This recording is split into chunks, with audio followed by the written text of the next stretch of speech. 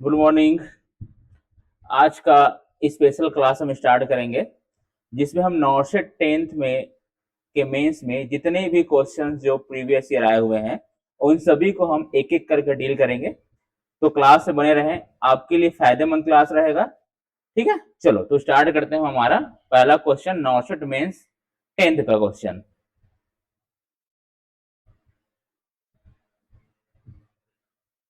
First question, ठीक है। तो यहां बोल रहा है फर्स्ट क्वेश्चन के अंदर, a child is vomiting with a sodium level 150 milligram per liter. What is a expected finding? एक बच्चा है जो वॉमिटिंग कर रहा है और सोडियम लेवल कितना हो गया आपका 150, कितना आपका 150 मिलीग्राम पर लीटर। अगर मैं बात करूं नॉर्मल सोडियम लेवल का तो वो कितना होता है आपका 135 to 145 milli equivalent per litre. ये कह रहा था आपका नॉर्मल एज अ वैल्यू है किसका, हमारा सोडियम का। तो यहाँ पे क्या हुआ है, जब बच्चा जो है बार बार जब वॉमिटिंग करता है तो वॉमिटिंग के कंडीशंस में क्या होता है कि फ्लूड, ठीक है, फ्लूड का क्या होता है आपका लॉस होता है। जब फ्लूड का लॉस होता है तो उस कंडीशंस में क्या होते हैं आपका बॉडी कहां चला जाता है आपका डिहाइड्रेशन के अंदर, ठीक है। और जब वो डिहाइड्रेशन के अंदर चला जाता है तो उस कंडीशन में क्या होता है बॉडी में आपका सोडियम का वैल्यू इंक्रीज हो जाता है। इसका वैल्यू सोडियम का वैल्यू क्या होता है इंक्रीज हो जाता है। अगर इसको हम और डिटेल से अगर हम समझे, देखो बॉडी के अंदर हम बात करेंगे तो दो टाइप के कंपार्टमेंट पाए जाते हैं, बोलते हैं फ्लूइड कंपार्टमेंट, ठीक है। जो फ्लूइड कंपार्टमेंट, तो दो टाइप के फ्लूइड कंपार्टमेंट होते हैं। एक होता है आपका आईसीएफ और दूसरा होता है हमारा ईसीएफ। इसको हम क्या बोलते हैं इंट्रासेलुलर फ्लूइड। जिसके अंदर हम बात करेंगे तो मोस्ट कॉमन पोटेशियम जो होता है सबसे ज्यादा पाया जाता है, और एक्स्ट्रासेलुलर फ्लूइड के अंदर बात करेंगे तो सोडियम जो होता है, ठीक है, वो क्या रहता है आपका ये मोस्ट कॉमन ये प्रेजेंट होता है।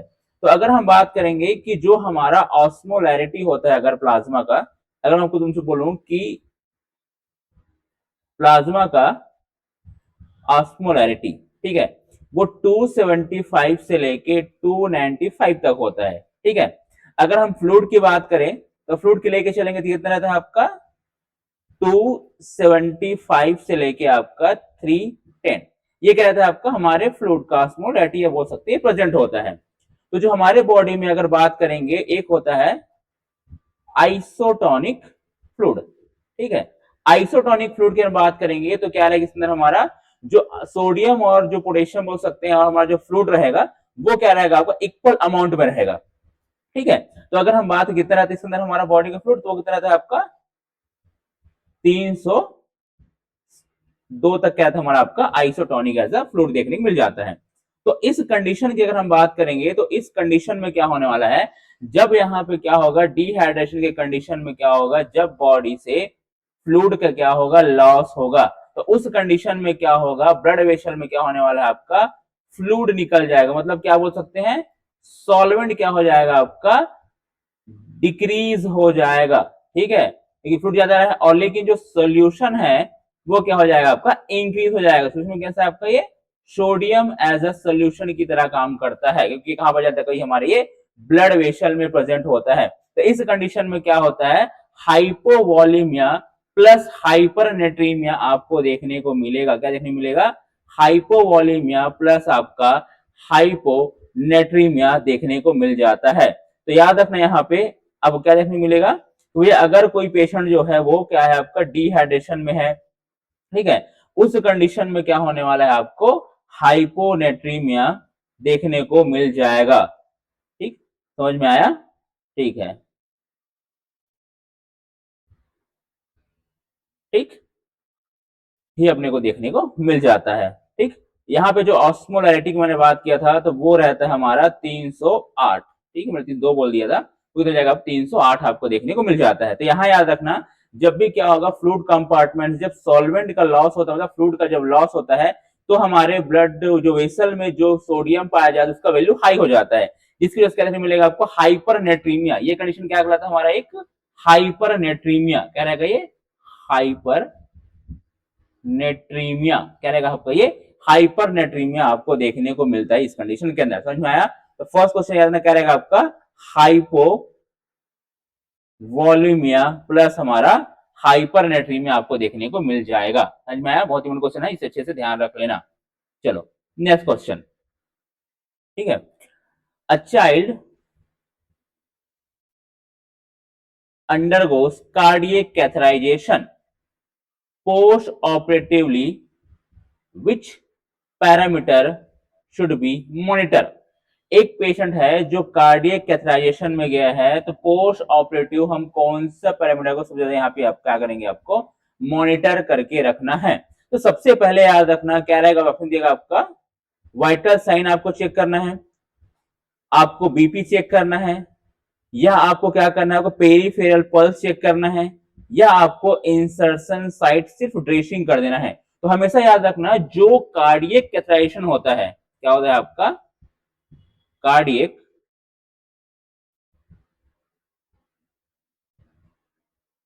कैथराइजेशन जो प्रोसेस होता है वो हमेशा क्या जाता है, वो लॉन्ग वेन पे करते हैं। क्या पे करते हैं? लॉन्ग वेन में परफॉर्म किया जाता है। और लॉन्ग वेन कहां पे मोस्ट कॉमनली कहां करते हैं, आपका फीमोरल वेन में। कहां पे? फीमोरल वेन में क्या करते हैं, हम इसको यूज करते हैं। यहां याद रखना कि जब भी आप क्या रहेगा पेशेंट कार्डियक लगा हुआ है, हमारा सबसे पहला काम होता है फीमोरल वेन में क्या चेक करना, हमारा काम होता है क्या चेक करना, इसका पल्स चेक करना। क्या चेक करना? पल्स चेक करना। अगर पल्स प्रॉपर आ रहा है तो क्या रहेगा, नॉर्मल कंडीशन है। क्या रहेगा? नॉर्मल कंडीशन है। अगर पल्स क्या हो जाता है, अब्सेंट अगर हो गया है, तो उस कंडीशन क्या है आपको, वो एबनॉर्मल कंडीशन है। क्या होगा इसके अंदर, आपका वस्कुलर एबनॉर्मलिटीज आपको देखने को मिलेगा। ठीक है, क्या देखने मिलेगा? वस्कुलर एबनॉर्मलिटीज आपको देखने को मिल जाएगा। तो पल्स आपको क्या करना है, is the proper, is the first priority आपको देखना रहेगा, क्योंकि ये नॉर्मल कंडीशन में प्रेजेंट रहेगा। एबनॉर्मल कंडीशन में क्या हो जाएगा, पल्स लॉस हो जाएगा। तो क्या करना है आपको, तुरंत आपको क्या करना है, एज अ डॉक्टर को इन्फॉर्म करना है। क्या करना है आपको, डॉक्टर को इन्फॉर्म कर देना है। ये हमारा प्रायोरिटी रहता है, ध्यान रख लेना। हमारा क्या काम रहेगा, आपका पेरीफेरल जो पल्स है उस पल्स को हम क्या करेंगे, एज अ चेक करेंगे, हमारा प्रायोरिटी होता है। ध्यान से, बहुत इंपॉर्टेंट है, क्वेश्चन पूछा गया है। ठीक, चलो next.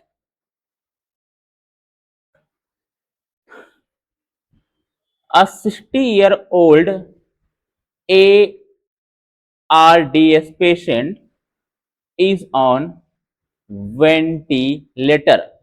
A tidal volume 350 ml, FiO2 75%, respiratory rate 10 और पीक प्रेशर 35 mmHg। ठीक है, और पार्शियल O2 जो रहेगा वो 83 mmHg। What is the severity of ARDS? Acute, इसका मतलब क्या होता है हमारा, एक्यूट रेस्पिरेटरी डिस्ट्रेस सिंड्रोम। क्या होता है आपका, एक्यूट रेस्पिरेटरी डिस्ट्रेस सिंड्रोम। तो इस क्वेश्चन को हम कैसे बनाएंगे वो बताओ। माइल्ड टू मॉडरेट में क्या इसका आंसर आपको देखने को मिल जाएगा, सोचो और बताओ। कैसे हम यहां जानेंगे कि भैया यहाँ पे माइल्ड है, मॉडरेट है, तो इस कंडीशन के अंदर आपको क्या चीजें आपको देखने को मिलेगा, कैसे आप निकालोगे इस कंडीशन के अंदर, सोच के बताओ कैसे निकालोगे। ठीक है, तो यहां पे ध्यान रखना, यहां पे हम यूज करते हैं एक रूल। उस रूल को मैं क्या बोलता हूं, उसको बोलते हैं बर्लिन क्राइटेरिया। मोस्ट इंपॉर्टेंट है, ध्यान समझना। ये बहुत ज्यादा आपको बार बार इस बार हो सकता है 2000 अभी आपका जो 11th जो नौशट आने वाला है आपका सितंबर में, उसमें क्वेश्चंस आपको हो सकता है रिपीट और हो जाए। तो फर्स्ट याद रखना जो फॉर्मूला होता है, ठीक है, फॉर्मूला। तो फॉर्मूला में याद रखना हम यहाँ पे क्या यूज करते हैं, आपका बर्लिन क्राइटेरिया। बर्लिन, क्या करते हैं हम, बर्लिन क्राइटेरिया यूज किया जाता है। क्या करते हैं आपको, बर्लिन क्राइटेरिया। तो बर्लिन क्राइटेरिया के अंदर हमको क्या चीजें ध्यान में रखना है, देखो बर्लिन क्राइटेरिया में क्या कि उसने इसको 3 भाग से डिवाइड किया है, ठीक है। 3 भाग मीन्स कैसे, ठीक है, इसको डिवाइड किया, पहला होता है माइल्ड, दूसरा होता है मॉडरेट,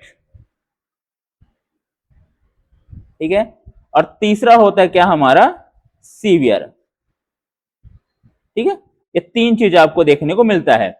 तो बर्लिन क्राइटेरिया के अंदर माइल्ड किसको बोलेंगे, माइल्ड बोला जाता है 201 से लेके 300, इसको मैं क्या बोलता हूं, माइल्ड बोलता हूं। मॉडरेट किसको बोला जाता है, 101 से लेके 200, इसको मैं क्या बोलता हूं, आपका मॉडरेट बोल देता हूं।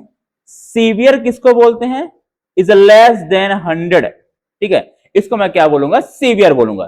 तो बर्लिन जो क्राइटेरिया, ये 3 भागों से डिवाइड किया गया है। अब बर्लिन क्राइटेरिया को निकालने के लिए भी हम क्या करते हैं, एज अ फॉर्मूला यूज करते हैं। क्या यूज करते हैं हम, यहाँ पे फॉर्मूला यूज किया जाता है।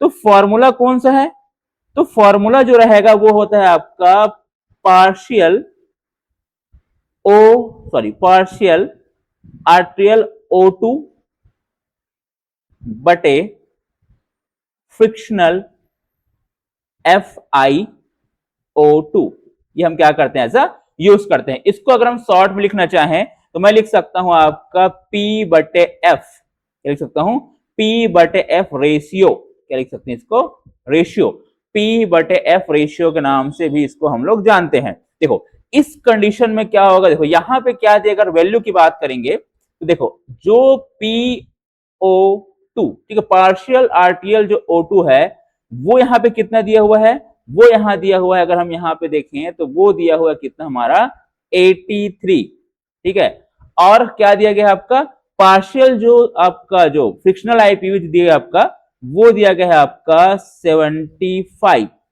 लेकिन ऐसे ये इस फॉर्मूला से ऐसे में ये सॉल्व नहीं होगा। इसके लिए याद रखना जो FiO2 है, FiO2 इसको हम क्या करते हैं, चेंज करते हैं। परसेंट को हम क्या करेंगे, परसेंट को मैं क्या करूंगा, चेंज, किसमें चेंज करना रहेगा परसेंट को, तो याद हम चेंज करते हैं वो डेसिमल में, किसमें हम करते हैं, डेसिमल, उसको डेसिमल में चेंज करते हैं, ठीक है। एक और स्लाइड लेते हैं आपके लिए, ठीक है, बहुत ही इंपॉर्टेंट है, अच्छे समझते हैं इस चीज को, ठीक। तो मैंने क्या बोला कि भैया अगर अपने क्या करना है, partial O2 plus frictional IPv, frictional O2, तो इस कंडीशन के अंदर हम बात कर रहे थे कि भैया यहां पे हम क्या करेंगे, इस कंडीशन को निकालने के लिए अगर मैंने बोला अगर वैल्यू अगर हम रख देते हैं तो वैल्यू क्या था, यहाँ पे वैल्यू सिंपल सा था कि आपको क्या करना है 85 बटे 83 बटे आपका 75%। लेकिन हम परसेंट में कभी भी नहीं निकालते हैं, क्या करना है आपको, नहीं निकालना है।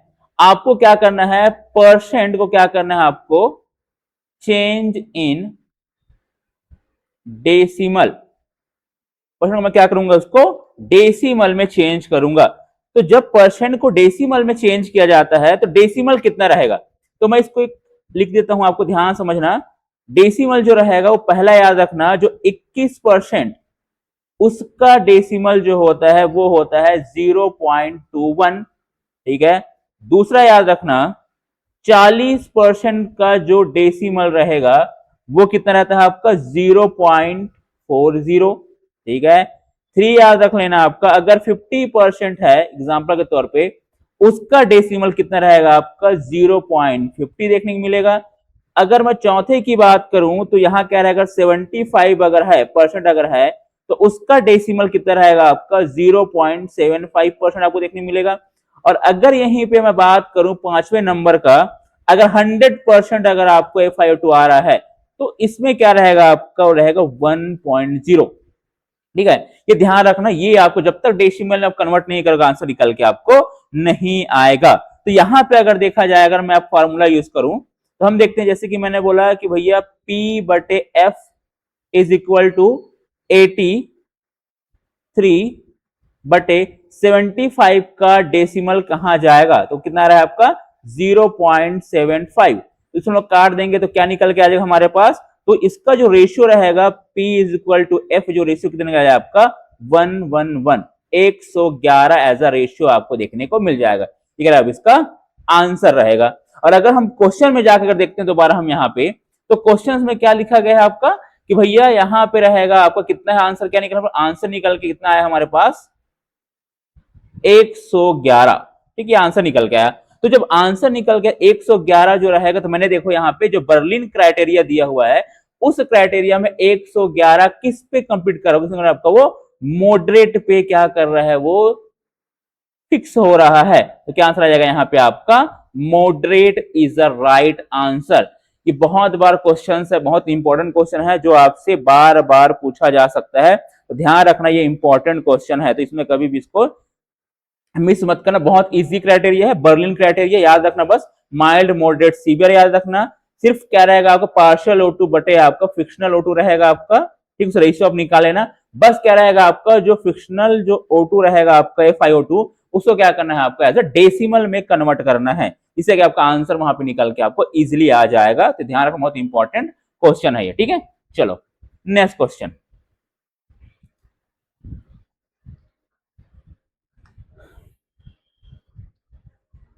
A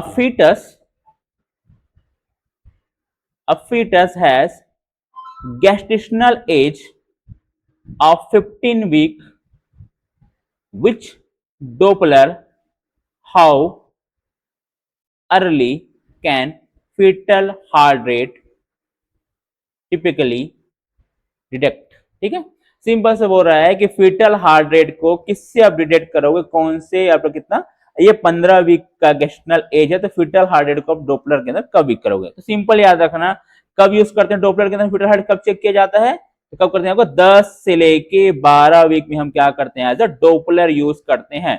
कह रहा था आपका जो इलेक्ट्रॉनिक जो डोपलर है, ठीक है, कब यूज करते हैं इसको 10 से लेके 12 वीक पे हार्ट चेक करने के लिए। हम बात करेंगे आपका स्टेथो जो स्कोप रहेगा, ठीक है, इसका यूज हम कब करते हैं आपका 20 वीक में, क्या देखने के लिए, फीटल हार्ट रेट को असिस करने के लिए हम क्या करते हैं इसका यूज करते हैं। बहुत बेसिक क्वेश्चन है, लेकिन क्वेश्चन आता है, बेसिक ही आपका एग्जाम क्लियर करेगा। अब कितना भी आप एडवांस क्वेश्चन पढ़ लो, जब तक आपको बेसिक क्लियर नहीं होगा तब तक एग्जाम से क्रैक नहीं होने वाला। ठीक है, ध्यान रखना। चलो next, the given sign finding will topically seen which gestational age, जो इमेज में दिखाई दे रहा है वो कौन से गेस्टेशनल एज पे दिखाई देता है, ये ध्यान रखो। ठीक है, तो कब दिखाई देगा, कौन से में दिखाई देता है, ये सोच के बताओ। इसको हम क्या बोलते हैं, इस साइन का नाम क्या है, इस साइन को क्या हम क्या बोलते हैं, हेगार्ड साइन, ये सुबह हेगार्ड साइन। ठीक है, क्या बोलते हैं, हेगार्ड साइन। तो हेगार्ड जो साइन होता है वो आपको कब दिखाई देगा, ये दिमाग में रहेगा, तो बताना कब दिखाई देता है। ठीक है, इसका आंसर तुम खुद पता लगा लेना। चलो नेक्स्ट क्वेश्चन, इन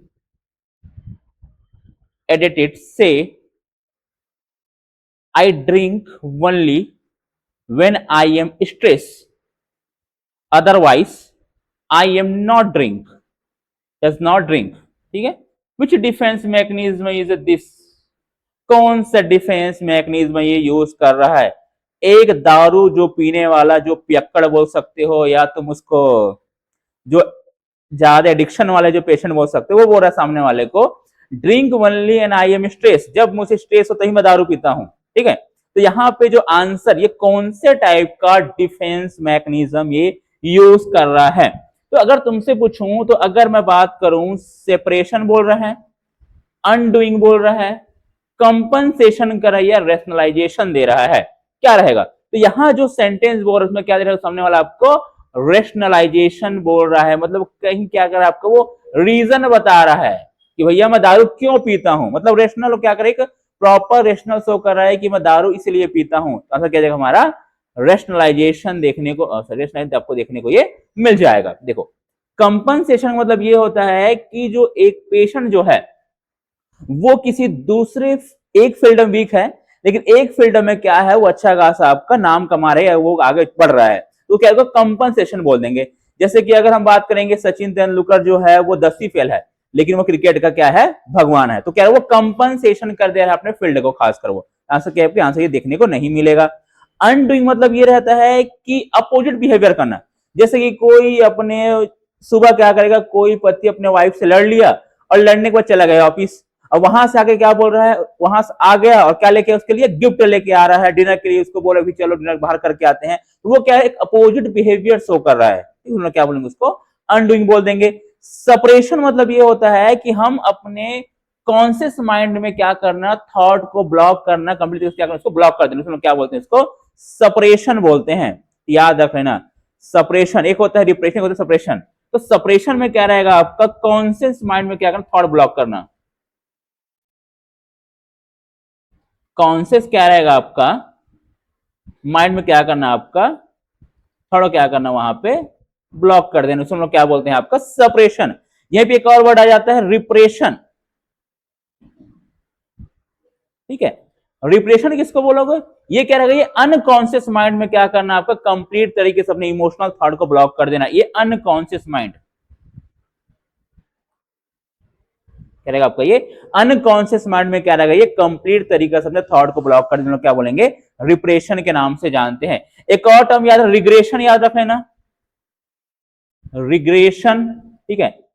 रिग्रेशन का मतलब ये होता है early childhood behaviour, early childhood behaviour क्या रहेगा आपका, एक अर्ली चाइल्डहुड बिहेवियर। जैसे कि अगर कोई 25 साल का है तो वो क्या करेगा, वो अर्ली चाइल्डहुड बिहेवियर में क्या अपने आप को वो शो करना चालू कर देगा, तो उसको मैं क्या बोलूँ, उसको बोलूंगा आपका रिग्रेशन के नाम से जान जाऊंगा। तो ये वर्ड याद रखना, सेपरेशन मतलब होता है कॉन्शियस माइंड के अंदर अपने थॉट को, इमोशन को दबा देना, उसको मैं क्या बोलूंगा, सेपरेशन बोल दूंगा।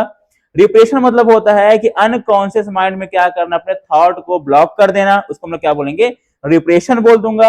एक होता है रिग्रेशन, मतलब क्या होता है, एक ऐसा कंडीशन जिस कंडीशन में क्या होता है, अगर कोई जैसे कि एक 18 साल 20 साल का लड़का है, लेकिन वो क्या करते हैं, अर्ली चाइल्डहुड अगर बिहेवियर शो करता है, उसमें क्या बोलूंगा आपका रिग्रेशन के नाम से जिसको जानता हूं। ये ऐसे टर्मोलॉजी है जो आपको साइकेट्रिक के अंदर एज अ प्रॉपर क्वेश्चन में बार बार आपको देखने को मिल जाएगा, ठीक है।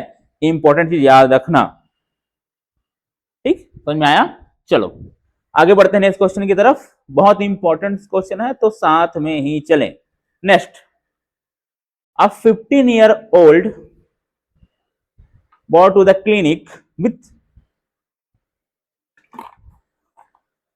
cyclic lower abdominal pain, क्या इसको cyclic, cyclic lower abdominal pain around menstrual, what is the most likely, ठीक है। उसको क्या हो रहा है ड्यूरिंग साइकिल, उसको क्या हो रहा है एज अ पेन हो रहा है।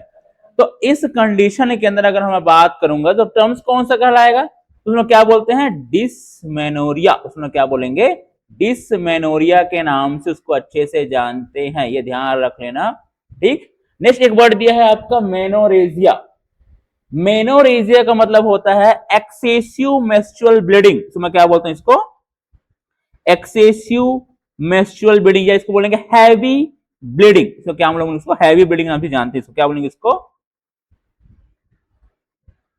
हैवी ब्लीडिंग, क्या बोलेंगे इसको हैवी ब्लीडिंग भी बोल देंगे।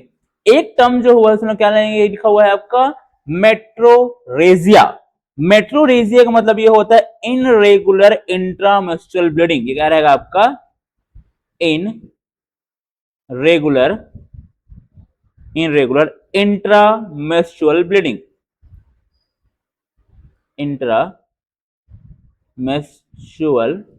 सॉरी इंट्रा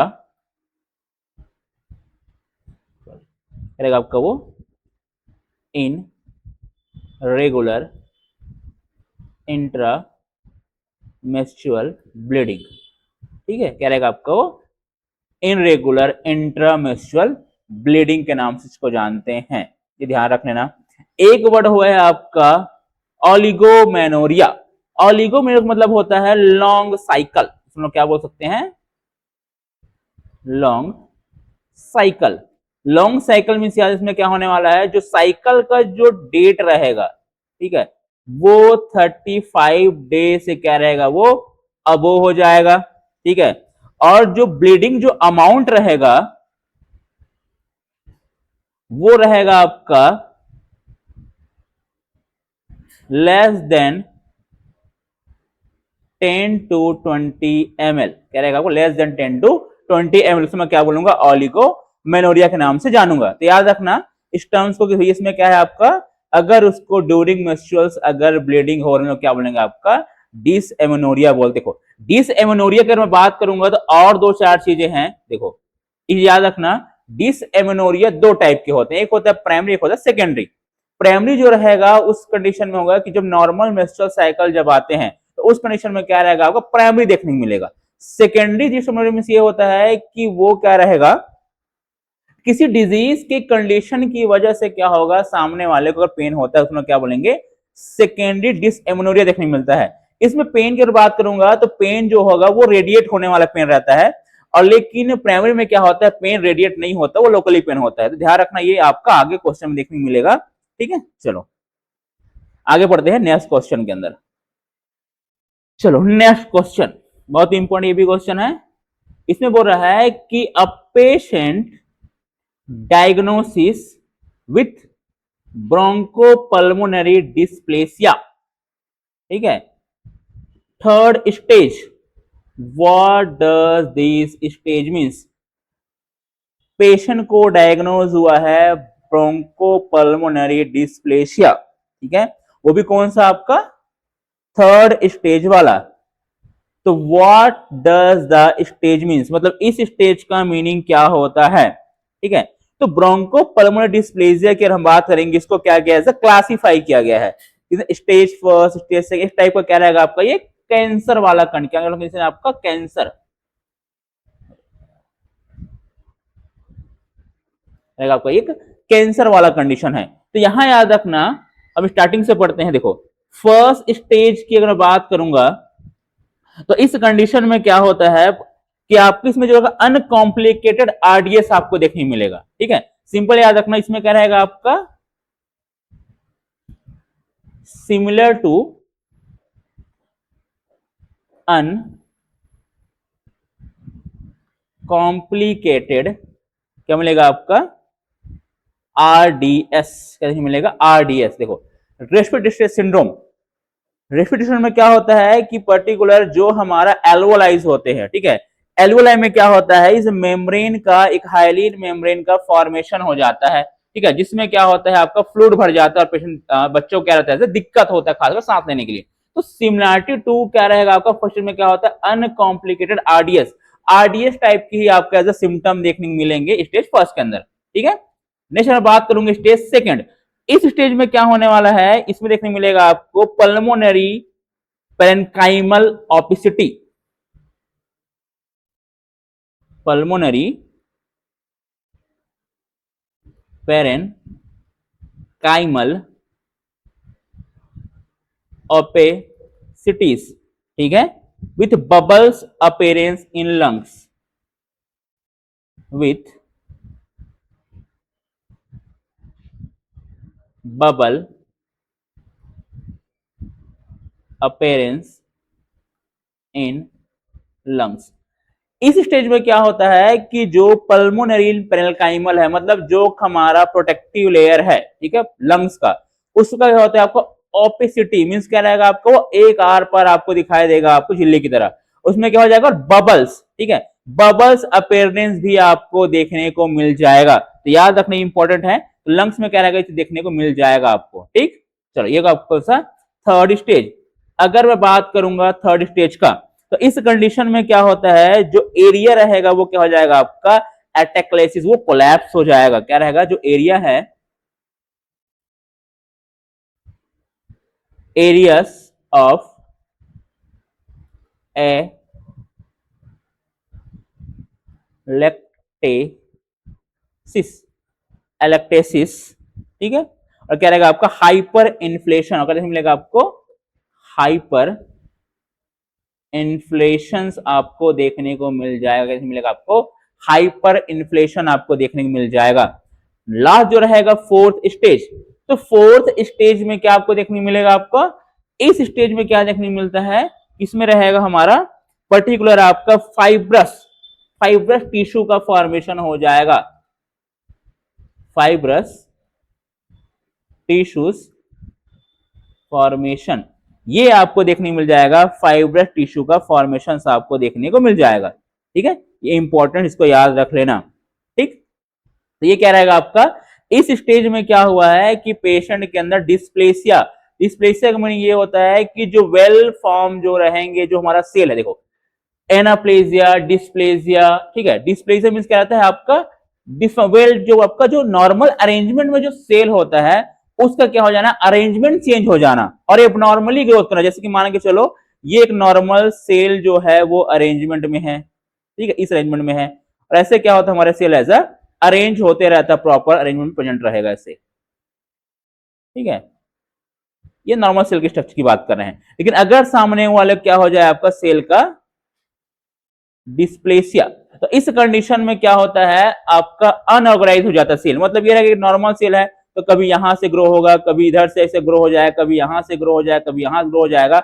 वो जो सेल रहेगा वो वेल फॉर्म या वेल अरेंज सेल देखने को नहीं मिलेगा। तो यहाँ पे क्या होता है कि डिस्प्लेजिया आपको अगर देखने मतलब क्या कंप्लीट तरीके से क्या हो चुका है, वो आपका कैंसर में तब्दील हो चुका है। तो क्या लगेगा आपको, इज अ फोर्थ स्टेज आपको देखने को मिल जाएगा कंप्लीट तरीके से कि भैया सामने वाला क्या है, सॉरी आपका थर्ड स्टेज आपको देखने को मिल जाएगा। कैसे मिलेगा आपको, थर्ड स्टेज आपको देखने को मिल जाएगा pulmonary parenchymal opacity with bubbles appearance in lungs, क्या मिलेगा आपका लंग्स के अंदर। ठीक है, ये ध्यान रखना, ये क्वेश्चन आपको पूछ सकता है आगे चल के, इसको और चीज समझ लेना।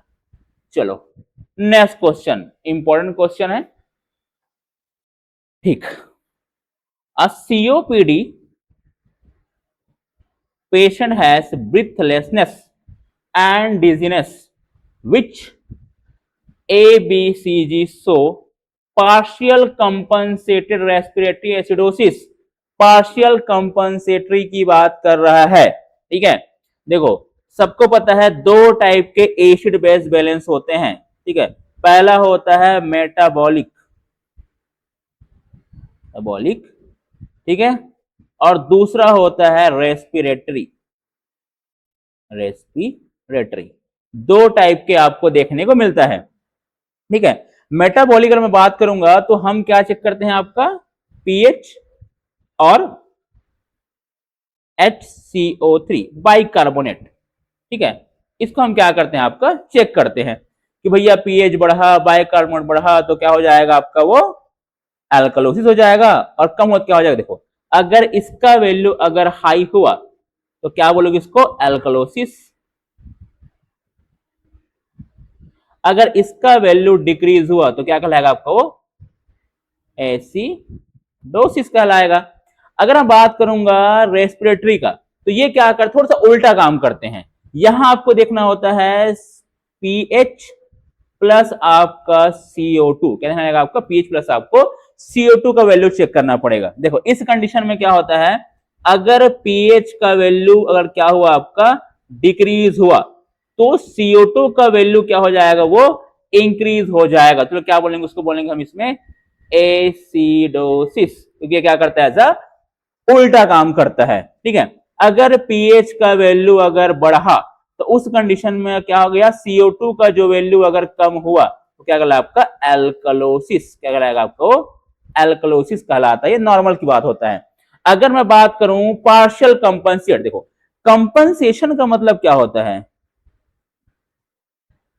कंपनसेशन में हम क्या देखते हैं, पहला देखा जाता है पीएच, दूसरा देखा जाता है बाइकार्बोनेट, और तीसरा देखा जाता है CO2, याद रखना। ठीक है, यहां पूछा गया है पार्शियल कंपनसेट, तो पार्शियल कंपनसेट में क्या होगा, पार्शियल कंपनसेशन, तो पार्शियल कंपनसेशन के कंडीशन में क्या होने रहता है कि देखो सामने वाले क्या हो रहा है, मेटाबॉलिक सॉरी आपका रेस्पिरेटरी एसिडोसिस आपको देखने को मिल रहा है। मतलब क्या कंडीशन आ रहा है कि भैया पीएच जो है वो कम हो रहा है, CO2 का वैल्यू क्या हो रहा है, वो ज्यादा बढ़ रहा है। देखो तो इसको कंपनसेट करने के लिए क्या होता है, यहां पे क्या काम आएगा हमारा, काम आ जाएगा हमारा क्या, किडनी। क्या काम करेगा, किडनी फंक्शन में आएगा। और जब किडनी फंक्शन में आएगा तो वो क्या करेगा, हमारे बाइकार्बोनेट के वैल्यू को क्या करेगा, वो नॉर्मल से क्या करेगा, कंपनसेट करने के लिए आपको वो एबनॉर्मल की तरफ लेके आएगा। क्या करने का, वो एबनॉर्मल की तरफ लेके आएगा। तो याद रखना पार्शियल कंपनसेट में क्या रहेगा आपका, पीएच का वैल्यू भी क्या रहेगा, एबनॉर्मल रहेगा। एक और देखते हैं हम लोग अच्छे से, ठीक। तो जो पार्शियल कंपनसेट की बात करा था, पार्शियल कंपनसेशन, तो पार्शियल कंपनसेशन में बात कर रहा था, तो देखो नॉर्मल वैल्यू में क्या होता है कि भैया पीएच, बाइकार्बोनेट और CO2, ये तीन चीजें हम क्या करते हैं, असेस करते हैं, ठीक है। तो यहां में कंडीशन क्या था, हमारे क्वेश्चन क्या किया है, देखो सामने वाले क्या है हमारे पास, रेस्पिरेटरी एसिडोसिस है। तो इस कंडीशन में क्या होगा, पीएच का वैल्यू हो जाएगा कम, ठीक है, CO2 का वैल्यू हो जाएगा इंक्रीज। अब यहां पे आता है हमारा बाइकार्बोनेट। तो याद रखना पार्शियल कंपनसेट में क्या होगा, बाइकार्बोनेट का वैल्यू भी क्या रहेगा आपका, एबनॉर्मल रहेगा, वो नॉर्मल नहीं रहेगा, लेकिन पीएच क्या रहेंगे अपना, वो अपना जो है वैसे ही आपको देखने को मिलेगा। तो पार्शियल कंपनसेट में क्या रहेगा, तो इस कंडीशन में आप अगर आप डाटा देखोगे तो इसमें आप देख सकते हो डाटा के अंदर कि भैया पार्शियल कंपनसेट वाले कंडीशन के अंदर देखो पीएच जो है नॉर्मल कितना होता है पीएच, अगर मैं आपको नॉर्मल बात कर लेते थोड़ा सा, नॉर्मल पीएच क्या होता है, 7.35 टू 7.45 नॉर्मल पीएच रहेगा, ठीक है। नॉर्मल बाइकार्बोनेट कितना रहेगा आपका, नॉर्मल बाइकार्बोनेट होता है 22 टू 28, ठीक है। और नॉर्मल जो CO2 कितना रहेगा, वो रहता है आपका 35 टू 45, ये आपका नॉर्मल वैल्यू रहता है। तो यहां अगर हम देखते हैं तो सामने वाले क्या लिखा हुआ है, रेस्पिरेटरी एसिडोसिस। तो यहां हम देखते हैं कि भैया पीएच का जो वैल्यू है वो यहां कम हो चुका है एक जगह, CO2 का वैल्यू देखो ज्यादा हाई है, मतलब क्या है, ये रेस्पिरेटरी एसिडोसिस हो गया है। और यहां देखना बाइकार्बोनेट का वैल्यू क्या है, ज्यादा की तरफ बढ़ रहा है, एबनॉर्मल की तरफ वो जा रहा है। तो आंसर क्या निकल के आ जाएगा हमारा, ये पार्शियल कंपनसेशन में ये देखने को मिल जाएगा, ठीक है। इसमें देखोगे तो पीएच बढ़ा हुआ है, कोई मतलब नहीं है, ठीक है।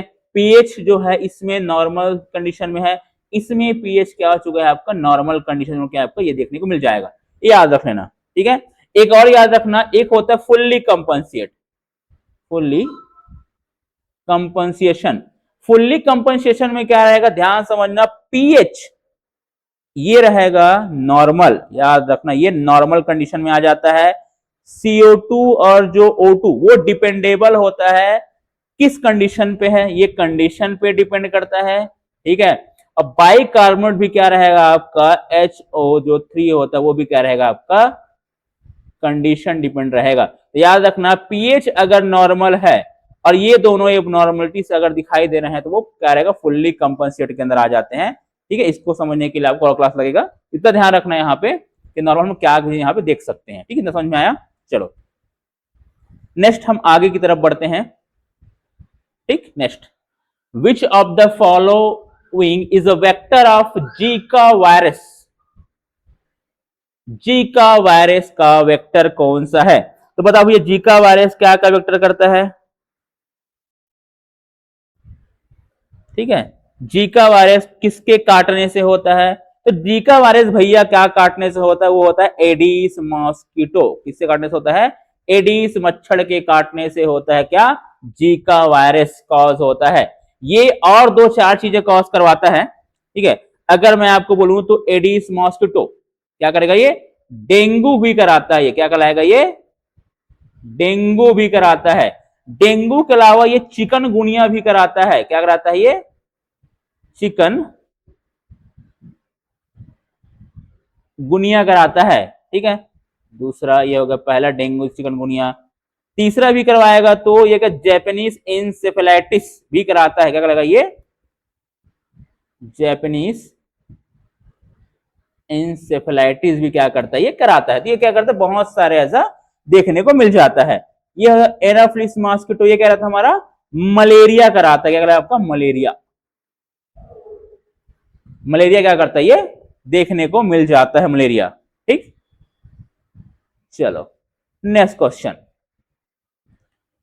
What is the ideal duration of use for copper T 3801A। तो याद रखना कॉपर टी जो रहेगा इसको यूज करते हैं 10th ईयर तक हम क्या कर सकते हैं ऐसा यूज कर सकते हैं। ठीक है, ये आपका सेकेंड जनरेशन क्या रहेगा आपका ये कॉपर टी है, क्या आपका ये सेकेंड जनरेशन कॉपर टी, क्या ये सेकेंड जनरेशन कॉपर टी है ये। ठीक, चलो next, a 4th year old girl borrowed to the OPD as per IMNCI, which of the follow is a not journal dangerous sign। इसमें से कौन सा जो है वो जर्नल डेंजरस साइन है। ठीक है, जर्नल डेंजरस साइन है, सॉरी आपका नहीं है। तो बताओ आईएमएनसीआई की अगर बात करेंगे तो आईएमएनसीआई की अगर बात करता हूं तो जर्नल साइन क्या क्या रहते हैं ध्यान समझना। जो आईएमएनसीआई आईएमएनसीआई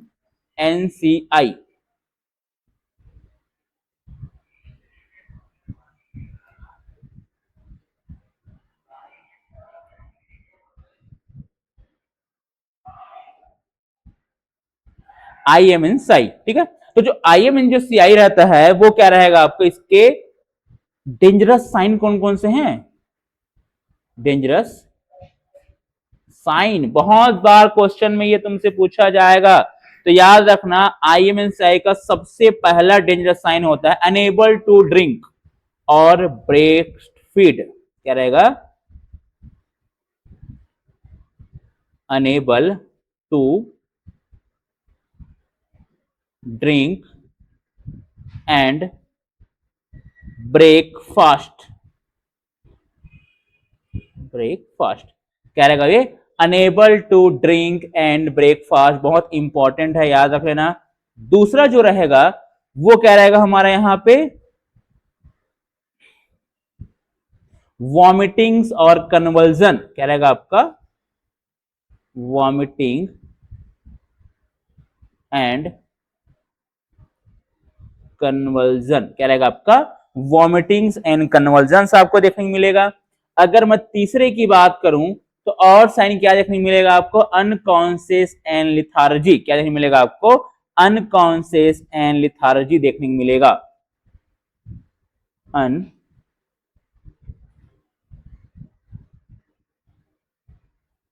अनकॉन्शियस एंड लिथार्जिक। ठीक है, ये आपको देखने को मिल जाता है। तो आईएमएनसीआई का सबसे ज्यादा एज पूछे जाने वाला क्वेश्चन यही है, डेंजरस साइन कौन सा होता है। तो यहां याद रखना ये जो है नॉर्मल रहेगी आपको दिखाई देगा ये, ठीक है, ये भी दिखाई देगा आपको, ये भी दिखाई देगा, बस हाई ग्रेड फीवर इंक्लूड नहीं किया जाता है। तो आंसर क्या आएगा हमारा आंसर 1 नंबर इसका आंसर निकल के आ जाता है। ठीक है, चलो next question, identify the symbol show in the photograph. इसको हम लोग क्या बोलते हैं radiation hazard, bio hazard, cytotoxic hazard या बायोडिग्रेडेबल वेस्ट। ये किसका रहेगा याद रखना, लोग क्या बोलते हैं इसको हम लोग बोलते हैं बायो हजार्ड के नाम से जानते हैं, क्या रहेगा हमारा ये बायो हजार्ड। ठीक है, बायो हजार्ड। ठीक, इमेज बेस्ड क्वेश्चन में ये बेसिक क्वेश्चन है, लेकिन बेसिक से ही क्वेश्चन तुमको देखने को मिलेगा, तो बेसिक अच्छे से पढ़ के जाना है आपको नोटशीट के अंदर। चलो नेक्स्ट,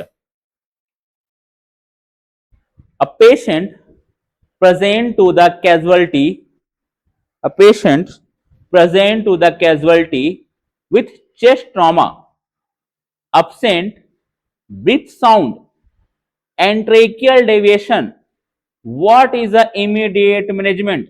एक पेशेंट है जिसको क्या है, कैजुअलिटी में आया हुआ है, उसको चेस्ट पेन हो रहा है, विथ साउंड अब्सेंट हो रहा है, ट्रेकियल डेविएशन हो रहा है, तो what is the immediately management? क्या होगा रे? सीधा सा कंडीशन क्या है, ये कंडीशन की बात उसमें क्या बोलेंगे, इसको बोलते हैं नीमोथोरेक्स कंडीशन। कंडीशन कौन सा रहेगा आपका? ये नीमोथोरेक्स। नीमोथोरेक्स कौन रहेगा आपका? ये नीमोथोरेक्स के कंडीशन को ये क्या कर रहा है, ये डिनोट कर रहा है। तो इस कंडीशन में क्या करूंगा, निडिल डी कम क्या रहेगा, डीकम्प्रेशन हम करेंगे। याद रख लेना, इस ट्रीटमेंट ऑफ चॉइस होता है, ये ध्यान रख लेना, ठीक है। तो याद रखना, अगर नीमोथोरेक्स के कंडीशन में क्या करते हैं, second intercostal space mid axillary sorry आपका मिड एक्सरी लाइन क्या रहेगा आपका, मिड एक्सरी लाइन हम यहां पे क्या करते हैं, ऐसा यूज करते हैं किसके अंदर, आपका नीमोथोरेक्स के अंदर। ये ध्यान समझ लेना। या इसके अलावा हम एक और जा सकते हैं कि ऐसे कंडीशन में क्या करते हैं, safety of triangle, safety of triangles. तो सेफ्टी ऑफ ट्रायंगल्स की बात करेंगे तो जो एंटीरियर में क्या होता है, एंटीरियर में पाया जाएगा आपको क्या, पेक्टोरल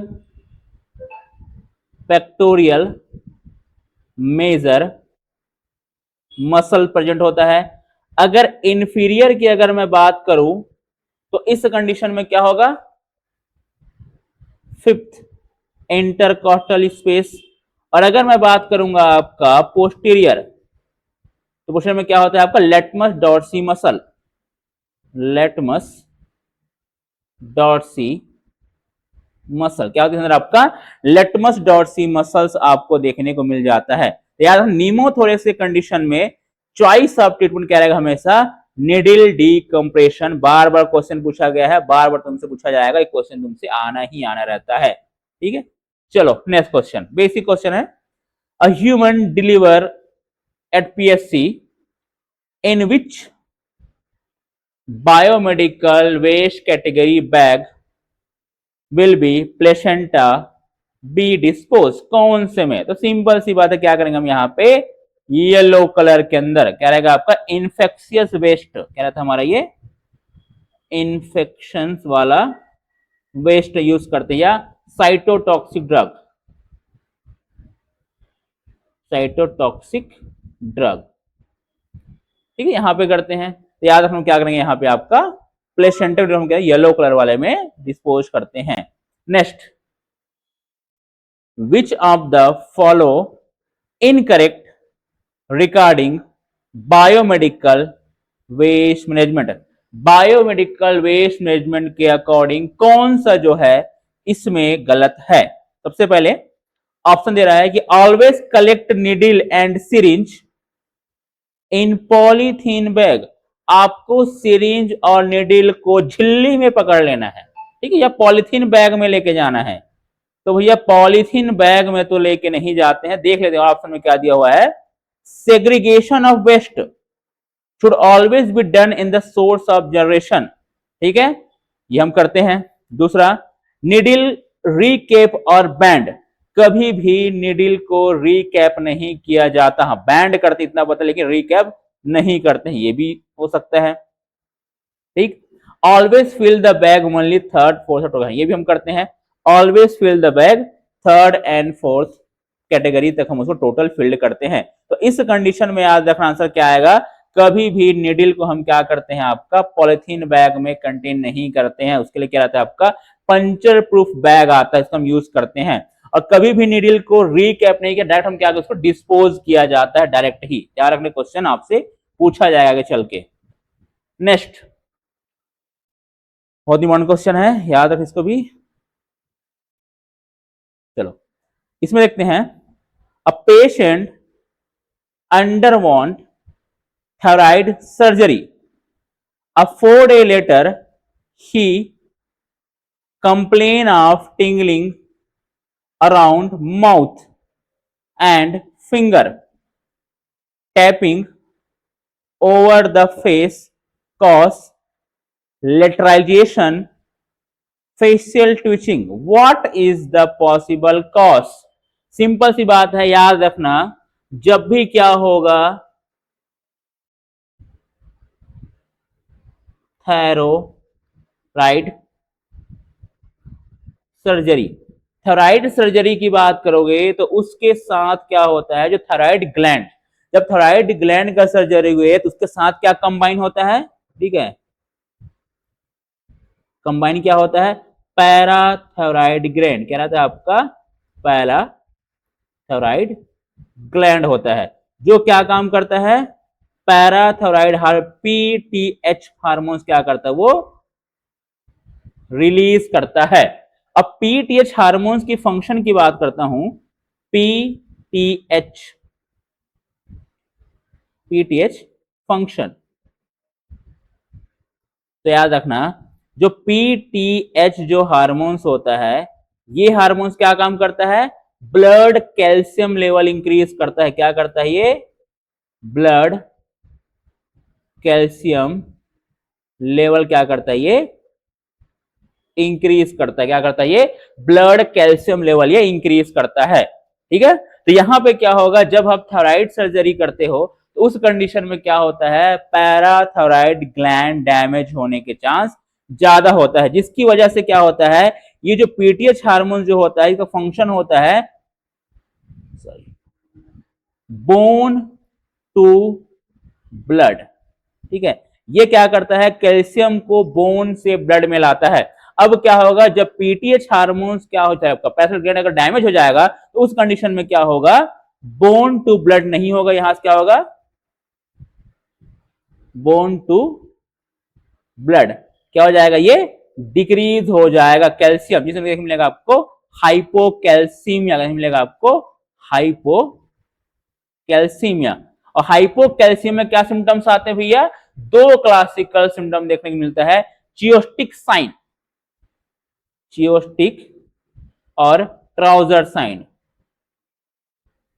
मिलेगा आपका चियोस्टिक साइन एंड ट्राउजर साइन आपको देखने को मिल जाता है, ठीक है, ध्यान रख लेना। एक और हार्मोन्स याद रखना, एक अलग हार्मोन, ये होगा तुम्हारा पहला हार्मोन्स, ठीक है, ये होगा हमारा पहला हार्मोन्स।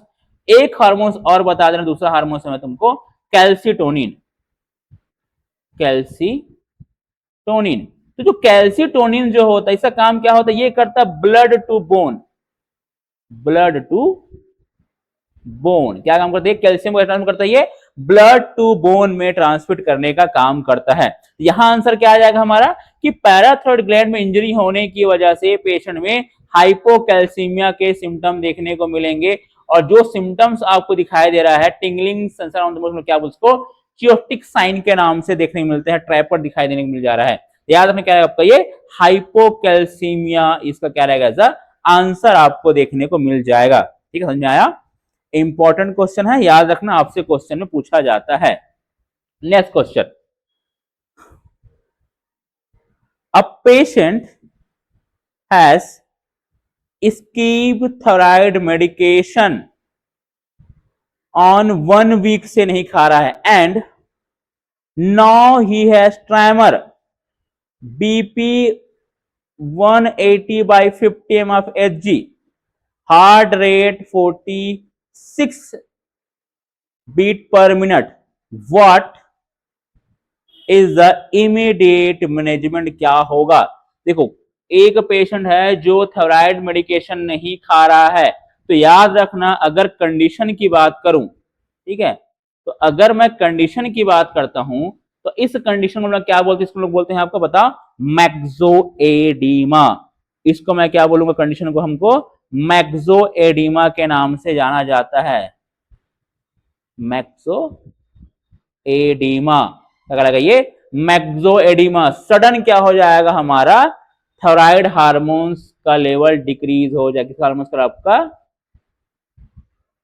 जो थायराइड जो हार्मोन्स है उसका वैल्यू क्या हो जाएगा, वो डिक्रीज हो जाएगा यार, सडन, जिसकी वजह से क्या होगा, पेशेंट के अंदर थायराइड हार्मोन्स क्या काम करता है, सिंपल सी बात है, वो मेटाबॉलिक प्रोसेस को हाई करता है, कैल्शियम एब्जॉर्प्शन को हाई करता है, ठीक है, बहुत सारे क्या करता है, ये सिंपैथेटिक नर्वस सिस्टम की तरह फंक्शन करवाता है। तो इस कंडीशन में क्या होगा, जैसे ये कम होगा आपको देखने को मिलेगा क्या, हाइपोटेंशन, ठीक है, ब्रेडिकार्डिया, ठीक है, और क्या देखने मिलेगा आपका, स्वेटिंग, ठीक, नेक्स्ट हाइपोथर्मिया,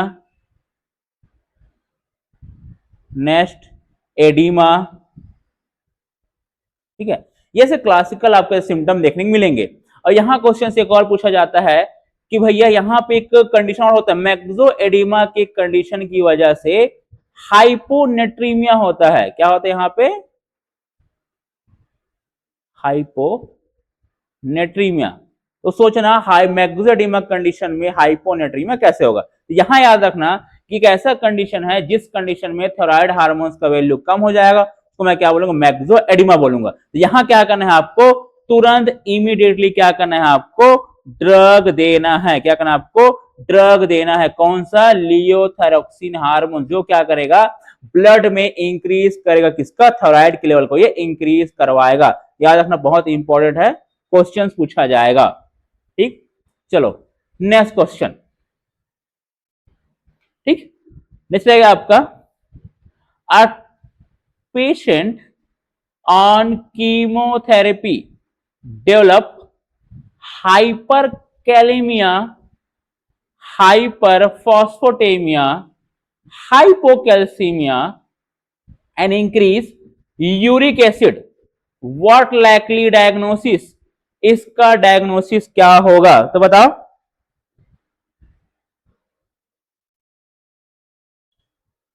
क्या कहलाएगा ये, जल्दी बोलो।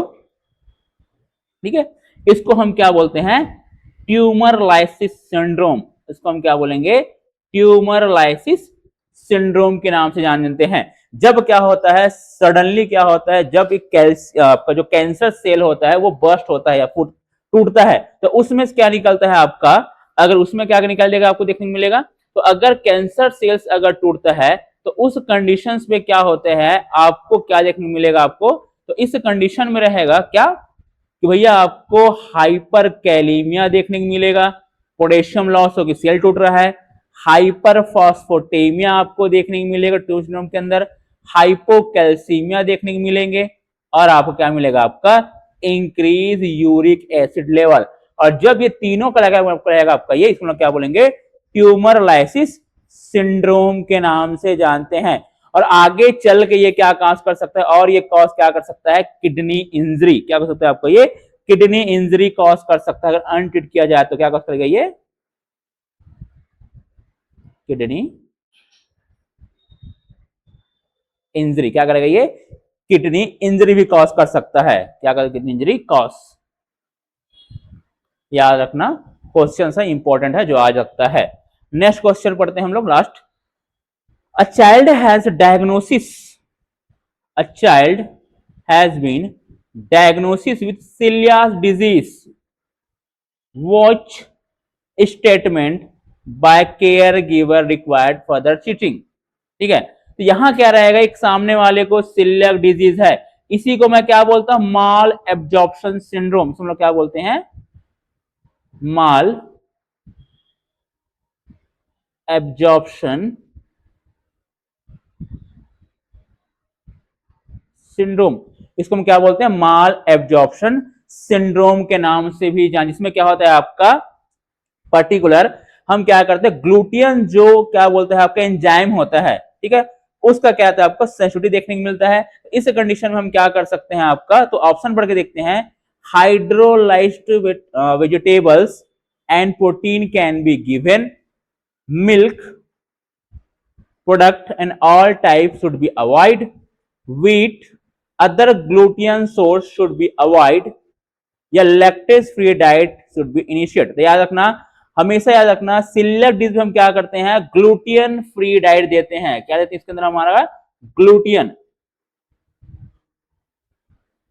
ग्लूटियन फ्री डाइट क्या करते हैं, ऐसा यूज करते हैं। तो यहां याद रखना क्या बोले, फर्दर टीचिंग की बात कर रहा है, तो यहां पे क्या रहेगा, आंसर क्या जाएगा आपका, milk and milk product should be avoided. कभी भी याद रखना मिल्क प्रोडक्ट जो होता है वो कभी भी हम सिलिया डिजीज अवॉइड नहीं करते। हाँ, अगर सामने वाले क्या हो चुका है आपका लैक्टेज इंटॉलरेंस, क्या हो चुका है आपका लैक्टेज इंटॉलरेंस, तो इस कंडीशन में हम क्या करते हैं, मिल्क अवॉइड करते हैं।